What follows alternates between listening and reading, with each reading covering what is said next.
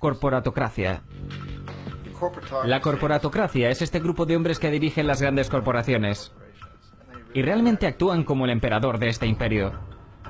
Controlan los medios o bien directamente siendo sus propietarios o con la publicidad. Controlan a la mayoría de nuestros políticos porque financian sus campañas, o bien mediante las corporaciones o mediante contribuciones personales que proceden de las corporaciones. Nadie les elige, no sirven por un periodo limitado y no responden ante nadie.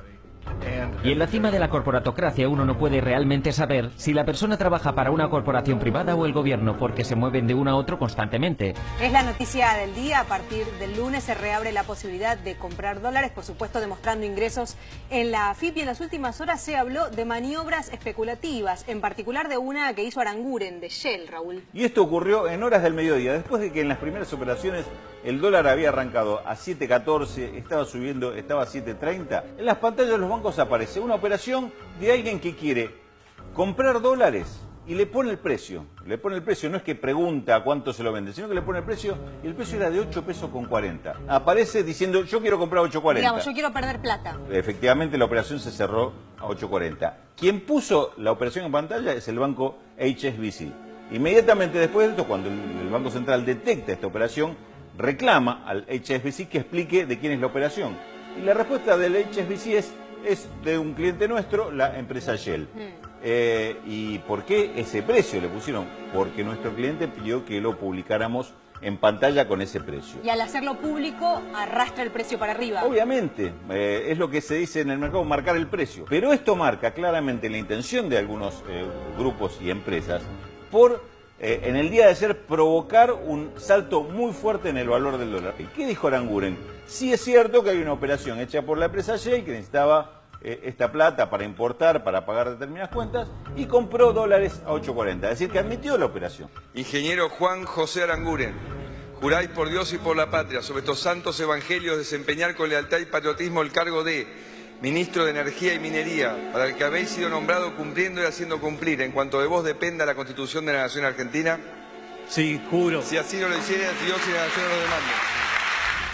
El Gobierno Nacional aprobó aumentos en las nuevas tarifas para la energía eléctrica, que rondarían entre el 200 y el 300%, pero ya había sido anticipada por el ministro Juan José Aranguren. Nosotros estamos reanalizando todo el cuadro tarifario. Esto se anunció también como parte de los nuevos planes de gobierno de esta administración. Cuando uno mira quiénes son los miembros del Estado que aplican estos aumentos, se da cuenta que estaban del otro lado del mostrador algunos de los funcionarios que aplicaron este tarifazo. Trabajaban los en presidentes. las empresas. Eran los presidentes. No solo trabajaban, eran los presidentes de o las directores empresas que recibieron el aumento. Bueno, incluso lo que venían reclamando las empresas es que el aumento se había quedado corto, porque seguían pidiendo un poco más. Bueno, yo tengo entendido que van a volver a subir. Así que tienen a un tipo que en un instante es presidente de una compañía de construcción como Halliburton y al siguiente instante es vicepresidente de los Estados Unidos, o el presidente que antes estaba en el negocio del petróleo. Tenemos el mismo movimiento de ida y vuelta a través de la puerta giratoria, y de algún modo nuestro gobierno es invisible gran parte del tiempo. Ahora, Aranguren es ministro de Energía, ¿sí? Sí. Pero además de haber sido presidente de Shell, que está bien, fue presidente de Shell, viola ya la ley de ética pública, pero más allá de eso, él posee acciones de la casa matriz de Shell, no Shell Argentina, de la casa matriz de Shell. El aumento entró en vigencia desde la hora cero, la suba de la nafta, superando en algunos centavos a lo que sería el 17 pesos el litro, ¿no? Y el resto de las petroleras también tienen su suba. Entre las principales se encuentran Action, Shell, Oil y Petrobras. Además, el precio del barril local de crudo está por encima del internacional. Hoy la nafta volvió a subir, ahora un 10%. A ver, Shell en una semana, Aranguren, fue un fallido. Aranguren en una semana hizo licitación de 8 barcos de gas para el invierno, ¿no? Porque a veces falta gas de la producción local. Entonces licitó 8 barcos de gas del mundo. ¿Sí? En la licitación se presentaron cerca de 20 empresas. ¿Sí? La ganó Shell en 7 casos.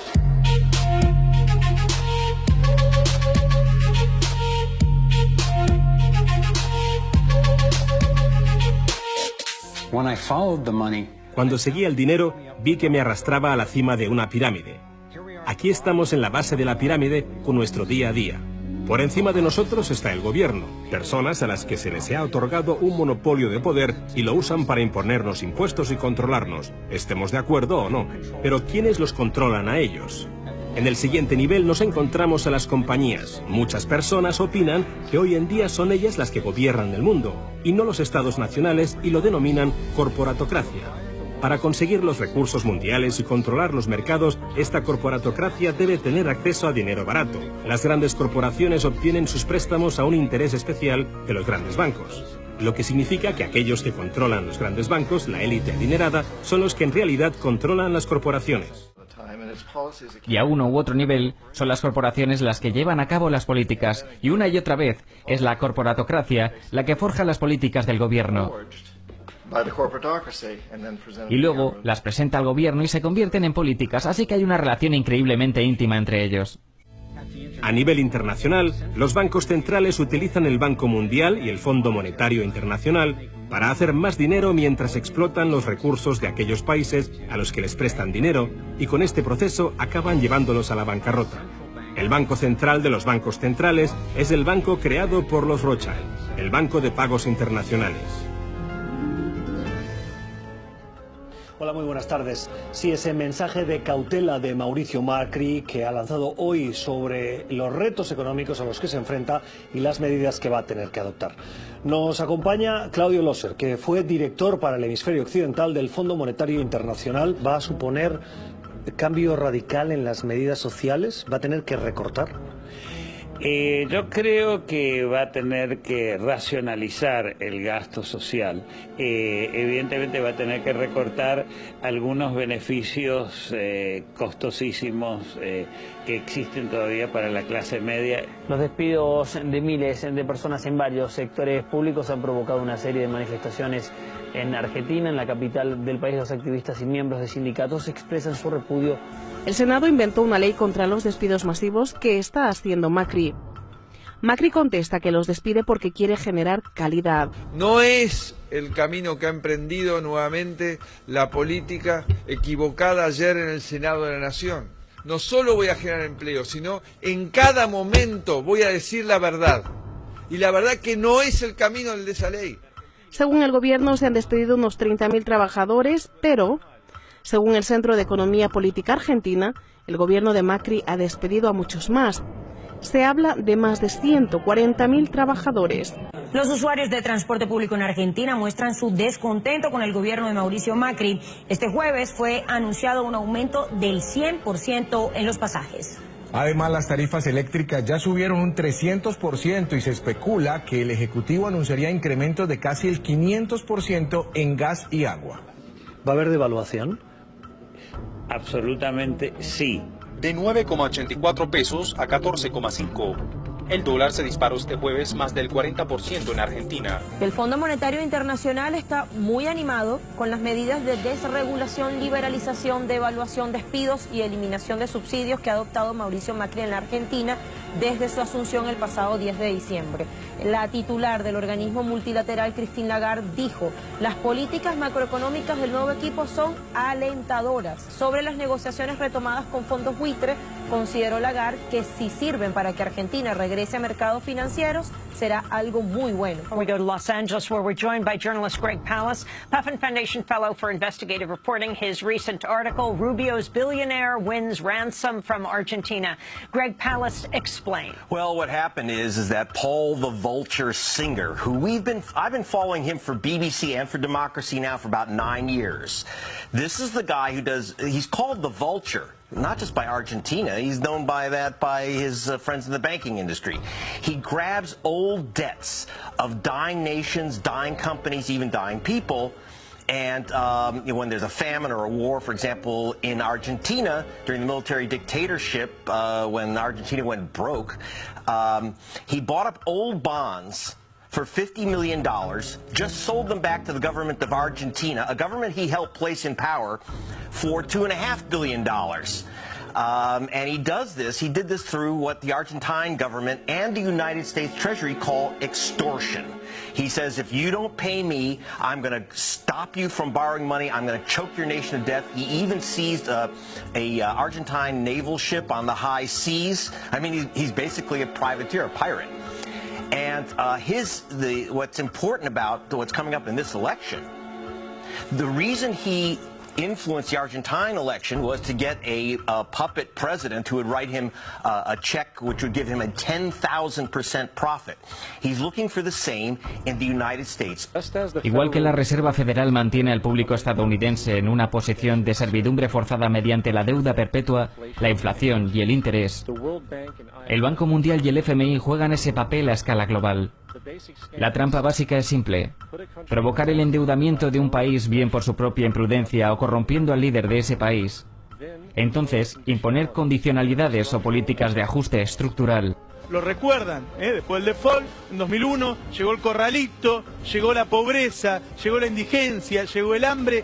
Ese país volvió a endeudarse por una cifra enorme. Recordemos que el acuerdo con los fondos buitres era de 12.000 millones de dólares. Sin embargo, hoy se tomaron 16.500 millones de dólares. Vamos a ver los datos. Le ofrecieron 69.000 millones de dólares. A ver, detenete un poco ahí.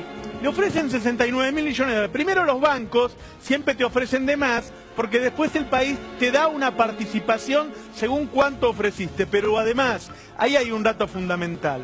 ¿Por qué a Argentina le ofrecen 69.000 millones de dólares? ¿Por qué consigue 16.500 millones de dólares? ¿Porque tiene ojos celestes el ministro? ¿Porque le cae bien?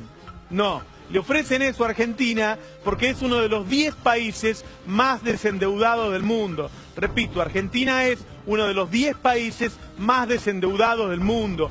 Por eso le ofrecen plata. Por eso le ofrecen plata. No porque el ministro le cae bien a los mercados. Le ofrecen plata porque es negocio para los bancos prestarle plata a un país que tiene todas las posibilidades de devolvértelo porque debe muy poco. ¿Sí? Ahora, ¿cuánto tomó Argentina? Vamos a hacer la segunda cifra. Tomó 16.500 millones de dólares. Tomó bastante más de lo que le va a pagar a los fondos buitres.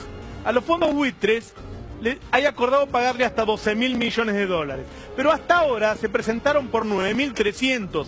¿Qué va a hacer Argentina con los 7.000 que le sobran? Argentina, que es uno de los países más desendeudados del mundo, pagó una tasa más alta que Bolivia, que Ecuador, que Brasil, que Chile. Es decir, es un enorme negocio para los bancos. Es un enorme negocio. A ver, había que terminar con el tema buitres, había que terminar.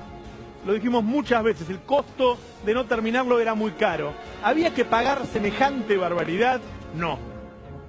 Este gobierno tenía todas las posibilidades de decir, mira, esperaste 8 años, conmigo vas a esperar 4 u 8 más, porque yo no te voy a regalar la plata. Sin embargo, lo que se le paga a los buitres es más de lo que los buitres pedían el año pasado negociando con Kicillof. Es más de lo que pedían. Lo redactaron Paul Singer, lo firmó Prat Gay y le estamos pagando eso el viernes. Segundo punto, empezamos a tomar deuda más allá de pagarle a los buitres. Porque hay arreglado pagarle 9.200 millones de dólares. ¿Para qué queremos los otros 7.000 millones de dólares? ¿Para qué Argentina sale a tomar deuda? El gobierno dice, vamos a hacer obras de infraestructura. Mirá, yo te voy a decir una cosa. Argentina estuvo muchos años endeudándose con la dictadura, con Menem. Nunca en todos esos años hizo una gran obra de infraestructura. ¿Cuándo se hicieron las grandes obras en Argentina? Cuando estábamos desendeudándonos.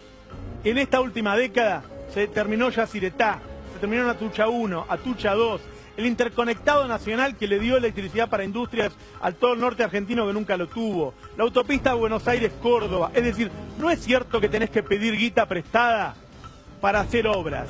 Lo que tenés que hacer es tener ganas de tener obra, tener la disposición de hacerla, tener la vocación de gastar la guita en eso. Es decir, el hecho de, no, ¿sabés qué? Vamos a pedir plata porque con eso haces un país con grandes obras de infraestructura. El pasado no habla de eso. El pasado no habla de eso.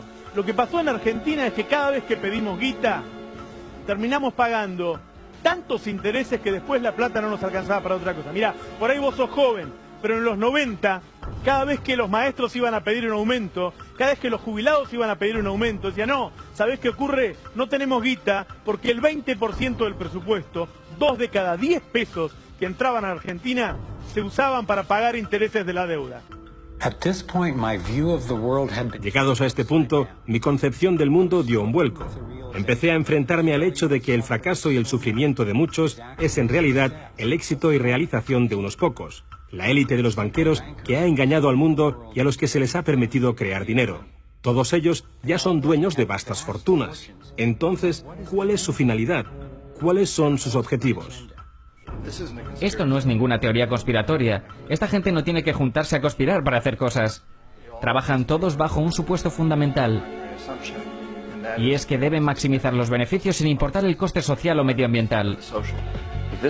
Este proceso de manipulación por parte de la corporatocracia, mediante el uso de la deuda, el soborno y el derrocamiento político, se llama globalización. Argentina was completely derailed for so many years. The opportunity is true. I mean, there is this opportunity. What we're trying to do is to make sure that we maximize the benefits of the opportunity. There's no way Argentina can be back into the growth path or even, shooting at development project if we are fully disconnected from the world. I mean, it's sad that we have to actually mention it, but that's the way it is. And this is my message today. Argentina is back.